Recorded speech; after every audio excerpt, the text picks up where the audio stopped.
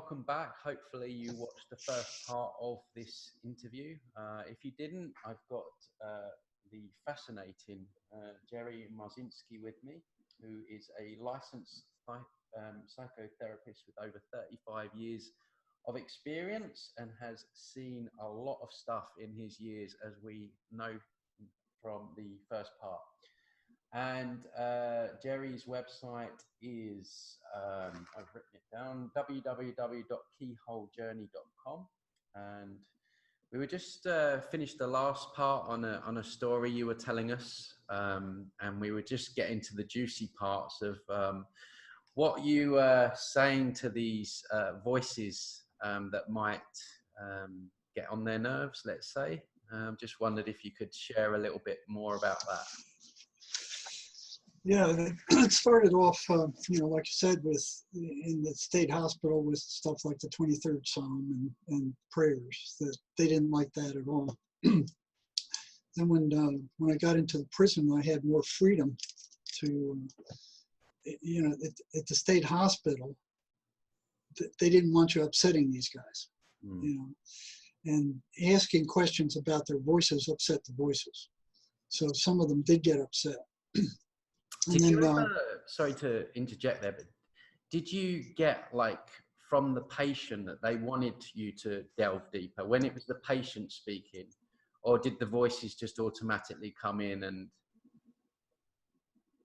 was there a let's say a want to know more from the patients as well? Oh yeah, they were as curious. Most of them were as curious as I was about what the voices were. They didn't know. They fell into 3 different categories. And that doesn't have to do with upsetting them, but there were 3 categories. One were the ones who knew that the voices weren't who they were, that these were entities that most of them called demons. Then there was a second group that just didn't know, and they weren't sure what they were. They didn't know whether they were them or it was their thoughts or they were something else. They were kind of on the fence. And the worst of the 3 groups were the ones that believed psychiatry, that they were hallucinating, that these things were not real, that they were hallucinations, that their minds were broken, that they were mentally ill, they were psychotic, and they had to take drugs for the rest of their lives. Would that be most of the patients that fell under that category, or was it just? I mean, I know it's hard to put. No, I'd say maybe a third, maybe a little more. But psychiatry would tell them this is the only treatment. This is all there is. You have to take these toxic drugs for the rest of your life, and you have to come and pay us for a appointment every month or so to get a prescription. Now in Mexico, I mean, you see a psychiatrist once and he prescribes a drug and then you can go get it over the counter. You don't have to go see him again. Here in the US, they're milking you dry. Oh, we're going to give you this prescription. You come back in a month and we'll see how it works. And if it doesn't work good, we'll switch you to some other drug. In the meantime, you're paying $100, $150 for the appointment. Then you got to go to the drugstore and pay, I think it's almost $800 a month for a month of these toxic drugs. And you can get them over the counter in Mexico for $35, the same drug made by the same company. And here they are, they got the American people convinced that this is the way it is, that you have to pay this. And most of those guys go off those drugs because they can't stand the side effects. The side effects are horrible, they're horrendous. And I think I wrote this down earlier, that it's not just one drug that people are being described with, are they? They're being, being told they need several different on the market, is that right? Oh yeah, and it's all kinds of drugs. It's almost like they're trying to drug the entire population. And those drugs cause brain damage. They have horrible side effects. Now they're drugging children at a horrendous rate. It's like, let me see, more than 7.2 million kids are on psychiatric drugs right now. 7.2 million kids are on heavy psychiatric drugs. 622,723 are under the age of 5. Wow. 80,235 on ADHD drugs, 38,534 on antidepressants, 85,143 on antipsychotics, 389,558 on anti-anxiety drugs, and these are friggin' kids. You know, Unbelievable. I mean, they're trying to convince the population that they just can't cope on their own without their toxic drugs. I mean, have you noticed, Jerry? I don't know if it's the same in the US, but in the UK right now, there is a massive, it's almost like a non-stop 24/7 mental health day. Everyone's got mental health problems. You know, it's being like, it's in the papers, it's in the news all the time. And I just wonder whether it's just, you know, they just want everyone on these drugs. oh yeah, you look at the TV. I mean, you know, half of the 2/3 of the commercials are drug commercials by these, you know, these drug companies who are making a fortune. And 6 months later, you see them being sued, you know, for the toxic effects of their drugs. And there's research coming out now that these antipsychotic drugs are making patients worse. They're increasing the suicide rate of these patients. They're not allowing them to even try to cope on their own.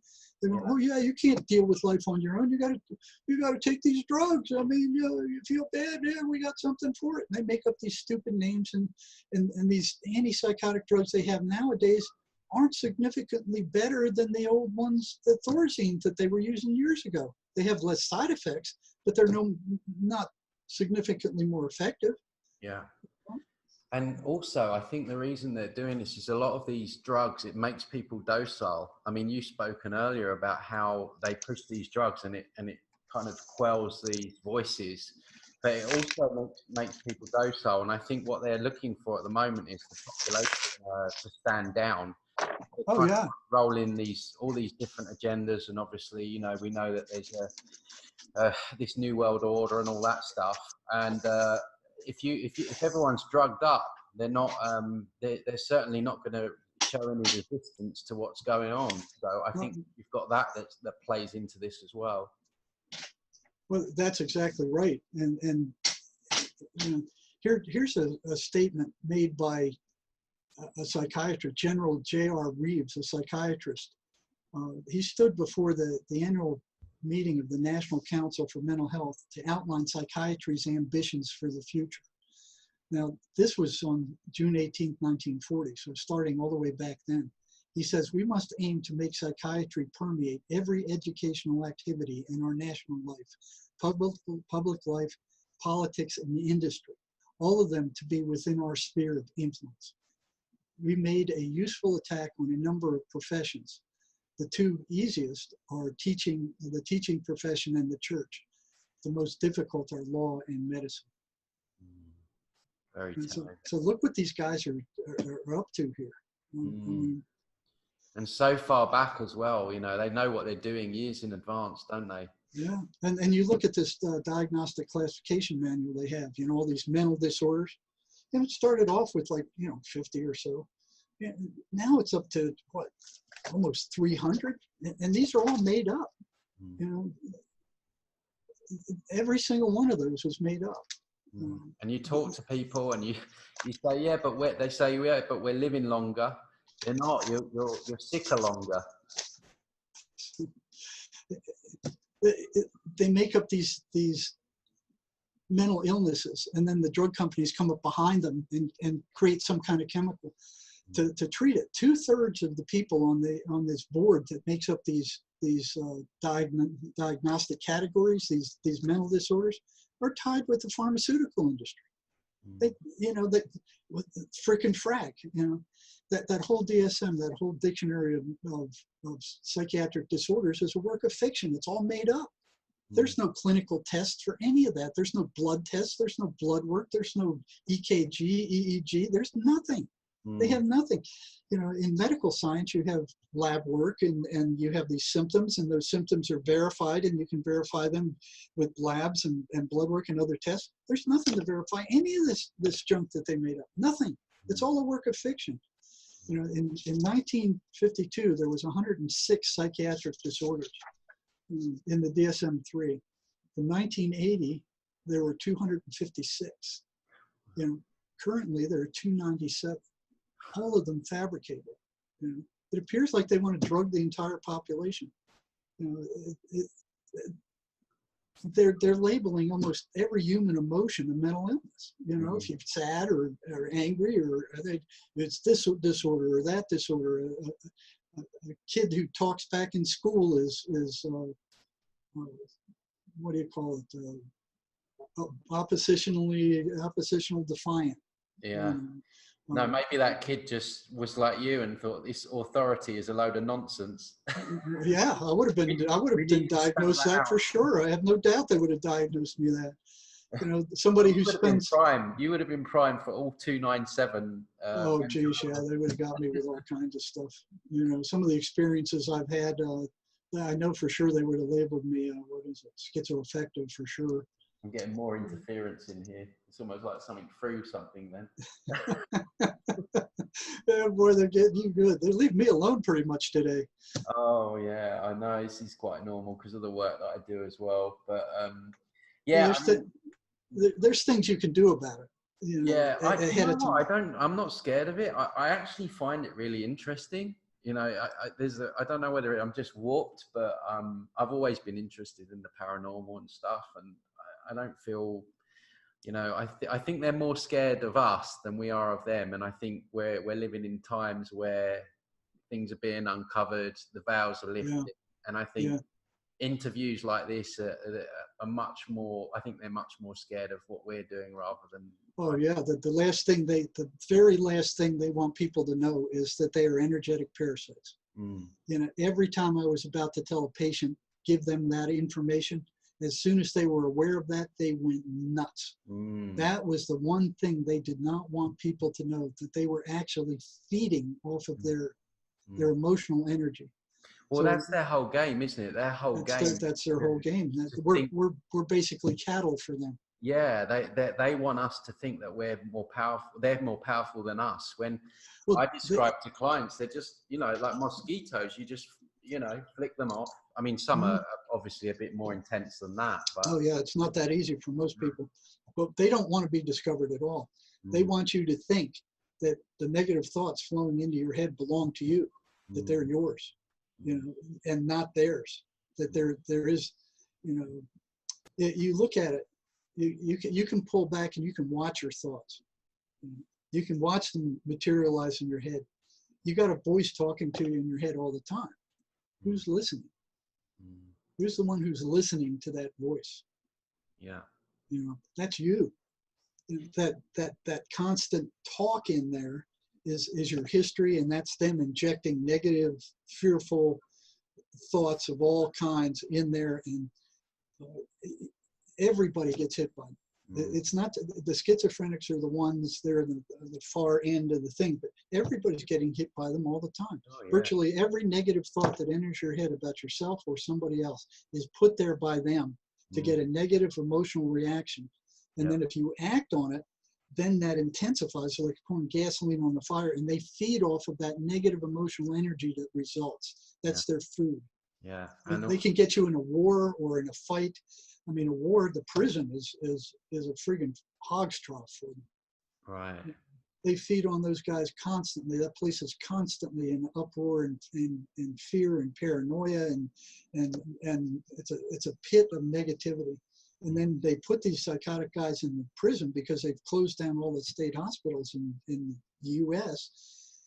They're brutalized. They're go to gangs. They get into fights. They don't give them proper medical care. They skimp on the antipsychotic drugs. And after 10 years or so with that, they're crazier than they were to start with. And then they release them on the street because they've done their time. And they wreak havoc on society. I mean, it's like I've seen some that they released. I knew they were going to kill somebody, and within 6 months they were going to kill somebody. Yeah. But they've done their time. Yeah. That's another crazy thing. You know, somebody escapes from prison and it hits the newspaper and everybody be afraid, lock your doors. There's a murderer out there and he's walking around your neighborhood. They're releasing 25 or 30 murderers a day from the prison into society and nobody says a word. They give them $50 and say, be on your way. When you run out of antipsychotic drugs, go to the nearest emergency room and get some more. You know, so the emergency rooms are flooded with crazy people. You know, they're trying to get these things, and most of them don't want to take them anyway. And then when they do get referred to a mental health center, it's just a big revolving door. You know, they get the meds, they go on them for a while, they stabilize them, they milk them, their insurance company or them for all they can get, and then they turn them loose when the insurance runs out. They take the drugs for a few months, and after a while they can't stand them. They go off them, they go crazy again, and then they're brought back in. It's just a big revolving door that they're not. All they're doing is suppressing the symptoms, and nothing is being treated. Nothing is being cured. They don't want a cure. Yeah. You know, look what they did with they cut down the number of kids because they were spending hardly any money on schizophrenics, hardly any, and so they got hit for that. So here's an article from, I think this came from the Wall Street Journal. And it says, the wonders are the ways of Washington. They said in a single day, the federal government officially reduced the number of people with schizophrenia in the United States from 2.8 million to 750,000. With a change of the National Institute of Mental Health website in 2017, 2 million people with schizophrenia disappeared. This is their way of handling it. Wow. 2.8 million estimate, or 1.1% of the adult population has been the official standard for the U.S. since the 1980s, when the last major prevalence survey was carried out. The figure was provided to Congress in 1933 and used for national estimates such as the cost of schizophrenia. The National Mental Health Institute Director Joshua Gordon wrote in the Psychiatric Times that 1.1% figure is no longer scientifically defensible. In view of the most recent findings comes a 2001-3 National Comorbidity Survey, which included only those who lived at home and acknowledged symptoms of schizophrenia. It excluded those in hospitals, nursing homes, group homes, jails, prisons, homeless shelters, and most of them are in prison now. Homeless shelters and on the streets. Nor did it include the people with schizophrenia among the 29% who refused to participate in the survey. In short, 750,000 estimate, or 0.3% of the adult population, was an absurd undercount, obvious to anyone with knowledge on the subject. Why would the Federal Health Agency want to make 2 million patients disappear? Welcome to Washington. So what it is, the National Mental Health Institute spent $254 million on schizophrenia research with 2.8 million people affected. That was only $90.71 per patient. The expenditure for Alzheimer's was 162.98 per patient, 929 million for 5.7 million people with Parkinsonian's disease. So here they're spending all this money on all these other diseases. And already they're not spending anything on schizophrenia research because they're barking up the wrong tree. You know, they're going, whoa, they know what it really is. No, they don't know what it is. They think it's a chemical imbalance still, and that's what they're still putting. They have no idea what it is or how to treat it really. And they're not open to it. I read that letter from that professor in wherever it was over in England. I mean, you know, so they can't conceive of a disease that does not have a physical cause or a physical cure. It's outside of their box. You know, shamans have been curing this stuff for thousands of years. You look at the Bible. I mean, there's like 25 incidents where Jesus cast out these demons out of people and they returned to normal.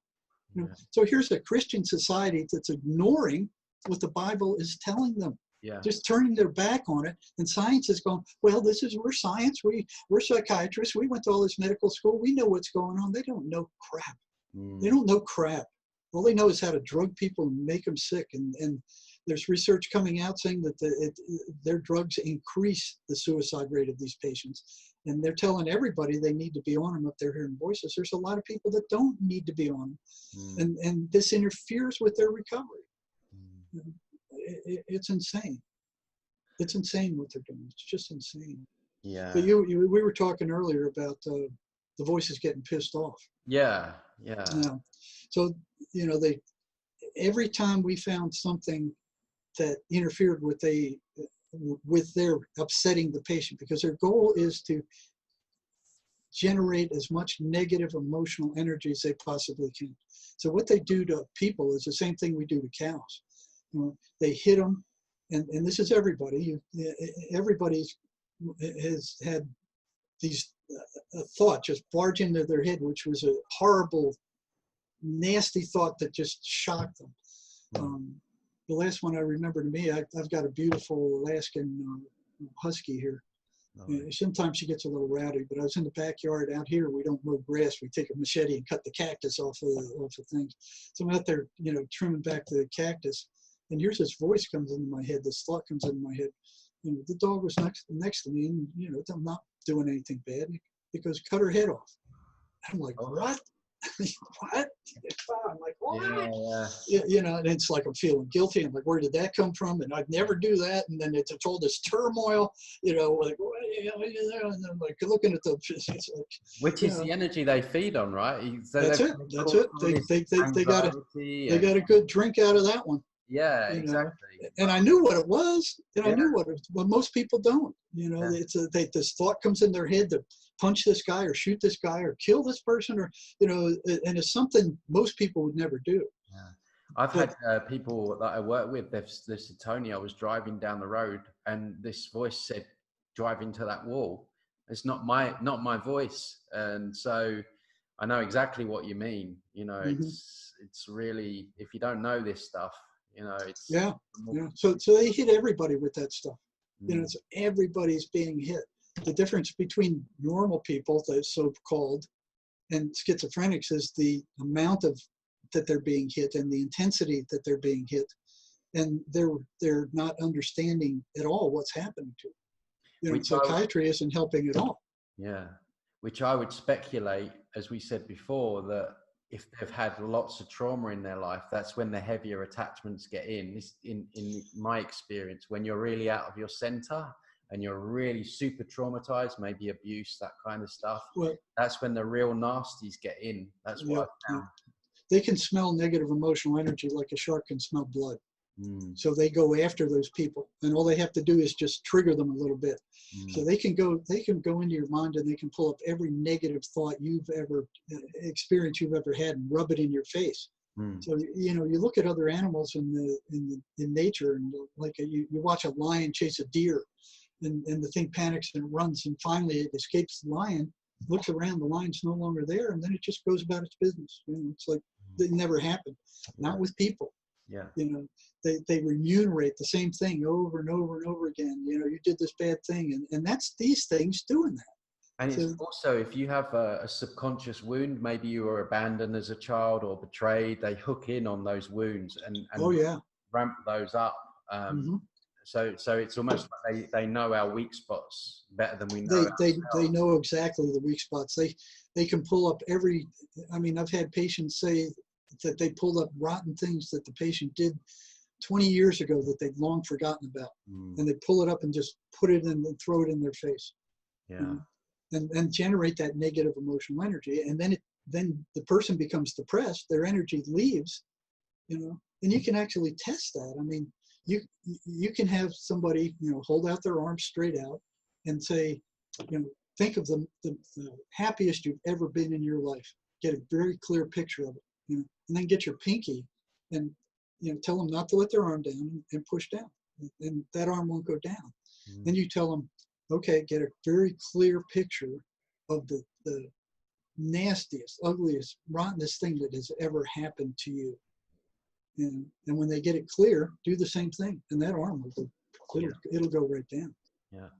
So your energy disappears with those negative thoughts. And they do not want people to know that they exist. They want you to think that all your thoughts are yours. Yeah. But if you can pull back and you can watch your thoughts, or you can pull back and you can listen to your thoughts, they're not you. Yeah. So most people think they are their thoughts. They are not.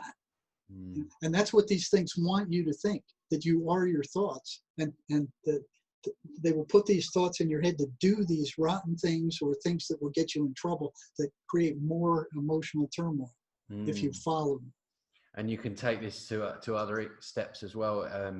A lady called Eve Lorgan does really great work about relationships, how they can interfere and cause arguments between, like they can just project a thought, and then all of a sudden there's an argument, and then they're getting all this food from the argument that goes on. Exactly. They don't like families, and they especially don't like little children. Right. Matter of fact, I just got an email from Mark Gray saying that a woman in France threw her 2 little kids out the window of an apartment window, and everybody was horrified over that. In the U.S., these shootings, and they never ask where those thoughts come from.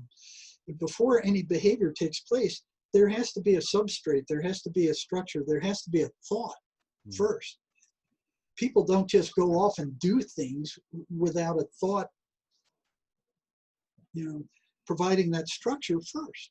And it's never asked, where does that thought come from? Where does that thought come from? And they can't conceive that it would come from somewhere outside themselves, but that's exactly what's happening. And there's a Christian mystic, Emanuel Swedenborg, 700 years ago, who lays all this out. He was able to, he was one of the top scientists of his day. He was the chief mining engineer for the Queen of Sweden. He discovered all kinds of things. He was a brilliant man. At the age of, I think it was 50 or 55, he stopped all his scientific endeavors and switched over to investigating spiritual matters and how the mind worked. He was given complete access to heaven and hell. And he wrote a book, one of his most famous ones was called Heaven and Hell. And he would interview angels and demons, and those demons matched exactly what you see with these voices that the schizophrenics are hearing. It's the exact same thing. They're saying word for word. Yeah, I think humanity's going to have a rude awakening, because it's going to at some point have to come to the realization that we're actually sharing this reality with a parasitic influence, and that's going to be a big stretch for a lot of people. Well, you have to take control of your thoughts. I mean, if you don't, they will. So they love people that are just drifting through life, and their minds aren't occupied in some productive endeavor. I mean, they will go run in there and they will take over that unoccupied space, and then they'll start feeding you. Also, what I found is that they will encourage bad behaviors as well. So I work with people, and it's like, you remove these things, and sometimes someone who's been drinking for all their life, or they've had smoking habits, or whatever it might be, they're able to give up those things. It's almost like you remove that little voice that's saying, have that beer, have that cigarette, have that. You remove that, it enables the person, the spirit of the person to make better decisions. So that's also interesting. But I just wanted to ask you, sorry, you were going to say something? Well, you look at people who live with alcoholics, and they'll all tell you when that guy's drunk, he's not the same guy. It's a totally different person who acts very different and is usually pretty mean. And then you look at these guys who go into blackouts. I mean, I've talked to patients who they drove to another city and didn't even remember doing it. There's one guy who came into the ER, and he had blood all over his bumper. He didn't know what he hit. He didn't know whether he hit a person or not. The most interesting case I ever had of alcoholism, there was an Apache. Apaches, I don't know if you know about Apaches. They're Indians in the out west that were fierce warriors. Yeah. But this and then guy they named the helicopters after them. They named the helicopter after them. So there was one that was so violent up on the reservation up north that they sent him down to the prison. and he was coming to my unit, and I watched him. I mean, he didn't go to Alhambra, he didn't go to classification, he didn't go through the normal steps. He just barged right through and appeared in my prison unit. And I heard he was kind of a, kind of evil shaman kind of guy. And, I was interested. I wanted to talk to him and find out what all that was about, because I would never get to see another one of these guys like that. So I pulled him in to my office and told him, well, I'm going to be your psych. I'll be checking on you once a month. I'll be calling you in. And boy, he looked at me like I'd rather, cut your guts out than say another word to you. So, I could just feel the hatred coming off of this guy. Yeah. So I'm like, okay, I'll see you next month. And I went to the head of the Indians on the prison yard. They had each has their own little group. And I got along good with the Indians really well. I helped them out, helped them get through their fires and that kind of stuff.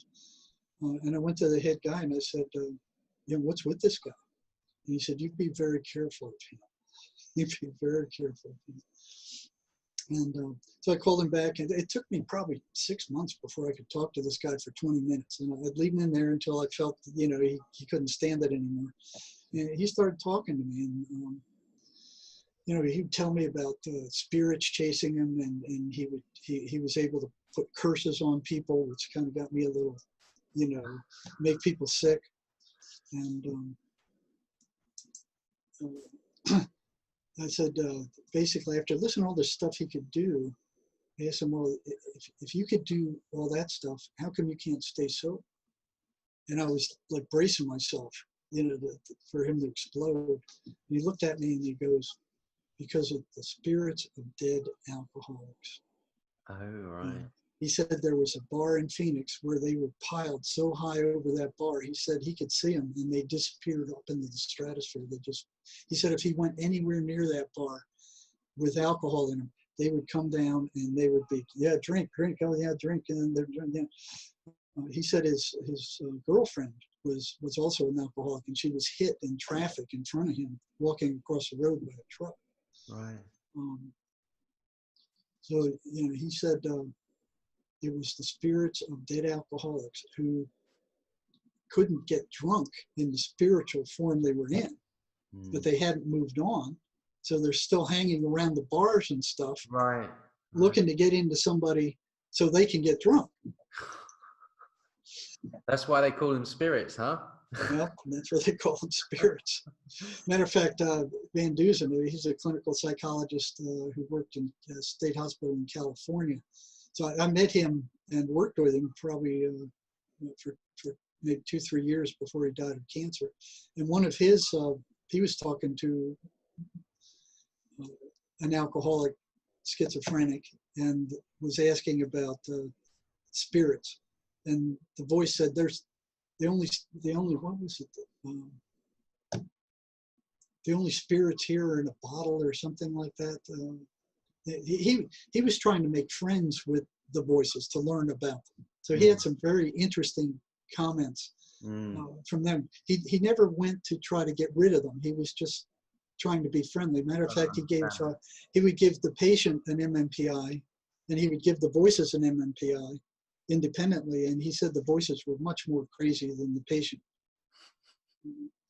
So it's weird, but we still didn't get to the part where the reactions of some of these voices. So the most volatile reaction you'll get is when you go to tell the patient that these things are not who they are, that they're energetic parasites, that the voice they hear is not their own, it belongs to this entity, and that they're putting negative thoughts in their head to drain them. Now, you have to be careful about who you're going to tell that to, whether they're ready for that kind of information or not. And families. Did you have any violence towards you when you said any of this? Well, I had one, this was another Apache. He picked up a big chair and he threw it up the top of my head. But for the most part, no, I didn't. I was never hurt by one of these guys. And that one with the Apache who threw that chair, I pushed him too far and I knew it. So, when I was growing up, part of not trusting authority was my dad. And you know, he was a pretty violent, nasty guy. And the only way I could get back at him when I was a kid would be to push him to the brink of exploding and then back off. And so I had a lot of practice at doing that. And if you mess it up, you get creamed. You know, that came in very handy with these guys. Yeah. You know, to push them as far as I could. And when I felt they were about to snap, to back off. You know? So I got a whole lot more information from them that way than any other way. Did you ever get anything like really insightful about their world, or anything about what they were doing here, or did they ever come out with anything like that? Well, you know what? Carlos Castaneda said something about that. And here's an interesting poem written by one of those guys, but it's not what I was looking at. So here's a poem written by one, a schizophrenic. We started a support group for people who hear voices on our Facebook site. And this poem appeared there one day. It was, she says, "The darkness has come again. There is no light. The voices have taken over. I've lost myself again. Then after what seems like this will never end, a tiny light comes in. I hold on to this light until it brings me back to myself again. I will never give up. I will always hold on. No matter how dark it gets, there's always a way back." Interesting. And what about the actual drugs? Like, how did these entities react to when they were going to be drugged? Did they try and put the patient off from taking the drugs, or? Oh yeah, yeah. Matter of fact, you know, we were talking about the attacks on psychiatrists. Oh yeah. You know, so years later, patients were telling me, you know, I'd ask them, why do you quit your drugs? Why are you quitting your drugs and going insane? And you know, they blame the side effects. So what I did there was got a list of all the symptoms of paranoid schizophrenia. I mean, like 2 pages of awful symptoms. And then I'd ask them to write down all the side effects, all the nasty side effects they had from their medications. And all of them had the same side effects. So I just write down the ones you had. After they'd done that, I would give them both the sheets. I'd give them the sheet with the psychotic symptoms, and I'd have them check off every one of those nasty symptoms that they experience. You know, nightmares, paranoia, you know, anxiety, all these things that the voices are telling them. I mean, all these nasty things. And they check off a whole bunch of them. Then I'd give them both back, and I said, which one's worse? Every single one of them said the psychosis is worse. It's like a living hell. And then you'd ask them, you know, then why do you stop taking your medicines? And they would go, this went on for years. I don't know. That's what they'd say. I don't know. It went on for years. And like a crazy guy, I would keep doing this, you know, until I'm like, something's got to break, because these people have got to know what's going on, because nobody else does. If we don't get the information from them, we're not going to get it. So it has to come from them. Yeah. So one day, a girl said, I didn't take it because the voices were telling me the psychiatrist was poisoned. And they were pointing to the side effects of these drugs, you know, as the result. So, well, you're being poisoned, and here's the proof. Here's the side effects. You know, some of the side effects.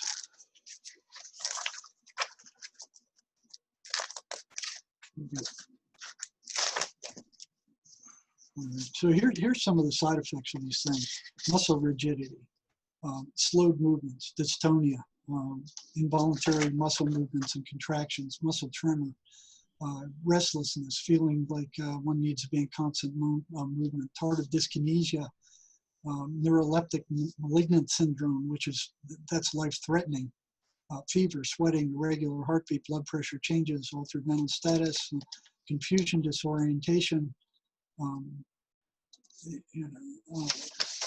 constipation, dry mouth, cardiac effects, sexual dysfunction, weight gain, dizziness, nausea, vomiting, headaches, insomnia, all these things. These are all side effects of these things, even these newer ones.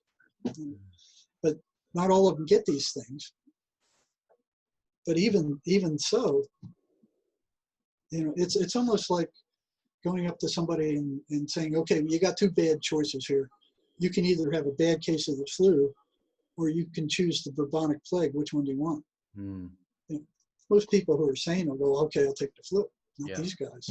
These guys are going, no, we're going to take the plague. So I'm like, well, why are they doing this? Why are they consistently choosing to go crazy again? They know what it's already. The first time it's excusable because they take the meds and they think, okay, the meds cured this, like you take an antibiotic and whatever, the infection goes away. So they're used to a drug curing stuff. Yeah. As soon as they go off the drug, the voices come back, and they come back with a furor. It's almost like, hey, you messed with us. Now we're going to get you back. Stronger. Yeah. Yeah, we'll show you. Yeah. So this made no sense. This made no sense. And then came the one who said the voices telling me not to take the drugs because I was being poisoned by the psychiatrist. And I don't know how many times I heard that before. I'm not taking these drugs because psychiatrists poisoned me. So where did those thoughts come from? They came from the voices. Yeah. And that's the first thing they go after is the meds, because the meds are calming these people down. And that's the only reason they work. They don't work because of any chemical imbalance. They're major tranquilizers. They work because they calm these guys down, and the voices have to work much harder to upset them to get that negative emotional energy that they feed off of. Yeah, it's like a vicious circle. Yeah. So, all these things are doing is suppressing the symptoms, but they're causing physiological damage in the meantime. So the voices don't want them taking this stuff. So the first thing they go after is the meds. Interesting. So, I've been around people that, I think have had these kind of attachments. I think, like you said before, everyone has these voices. I think people have certain attachments, some worse than others. But I know, like, when I'm around, I guess you call them like energy vampires, with the really dark ones, you can feel really drained. Did you have that? Did you feel really drained working with Yeah. For years, and I didn't know why that was. When I first, I was like you. When I got into there, I was very curious about their world. But I'd find out that if I scheduled more than 2 of them in a day, I would come back home drained, and I didn't know why. I just couldn't get anything done, but it was consistent. So I didn't know why that was happening, but I saw that it was happening. So I either scheduled 1 or maybe 2 during a day, but never more than 2, because my energy was being drained too. Now, Swedenborg talked about the same thing when he met some of these negative entities in his spiritual travels. He also talked about being drained by these things, and that was consistent. And all of them, you ask. Matter of fact, I have some of the measurements I did here. When I saw that they were being drained, I would ask these guys. I came up with this, this real low level. Let me make sure there's no names on these things. So I asked them, how much energy you have before the voices came on a scale of 1 to 100? How much energy did you have after? Did you have while they were attacking? And so here you can see this for yourself.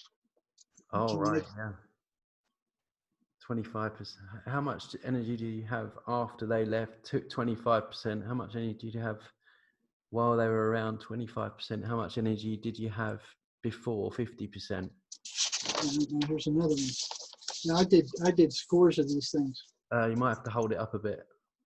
After they left, 10%. When voices come in, 25%. Before, 50%. Yeah.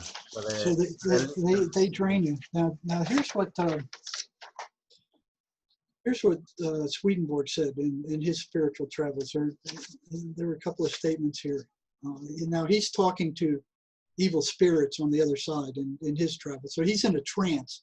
And he would go into a trance for maybe 3 days at a time. And he'd come back and he'd write about all this stuff. So he's talking about these same entities. He said, when they attach themselves to someone, they then induce mental torment from boredom, which they increase in breathing continually, and thus make one impatient, all of which creates intense pain and induces such weakness of the body that one can scarcely raise oneself from bed. This was shown to me by the fact that when they were present, this kind of weakness took hold on me, and when they were removed, it ceased in the degree that they were removed. They also employ many an art to pour in boredom, and by this, weakness. And so boredom is one of the big things they use. And if you're bored, they'll jump in there and they'll hey, yeah, you want something to do? We'll give you something to do. Interesting. Yeah, I never thought of it like that, through boredom. Yeah. Oh, yeah. Yeah, well, people are floating. And then he goes, here's another one. He says, a certain murderous spirit was inwardly thinking nothing else but revenge.